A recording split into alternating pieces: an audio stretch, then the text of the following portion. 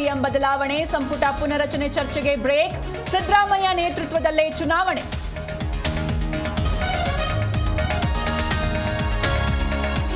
ಇಂದು CM DCM DKShi Delhi ಪ್ರವಾಸ, Kapil Sibal book ಬಿಡುಗಡೆ ಸಮಾರಂಭದಲ್ಲಿ ಭಾಗಿ, ವರಿಷ್ಠರ ಭೇಟಿಗೂ ಸಿದ್ದರಾಮಯ್ಯ ಪ್ಲಾನ್.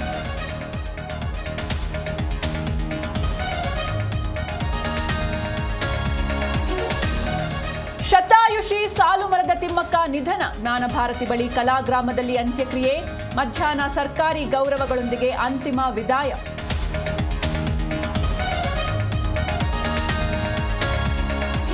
ಭಯೋತ್ಪಾದಕ ಡಾಕ್ಟರ್ಸ್ ವಿರುದ್ಧ ಸರ್ಕಾರ ಸಮರ, 4 ವೈದ್ಯರ ಲೈಸೆನ್ಸ್ ಕ್ಯಾನ್ಸಲ್, ಉಗ್ರ ಉಮರ್ ನಬಿ ಮನೆ ರಾತ್ರೋರಾತ್ರಿ ನೆಲಸಮ.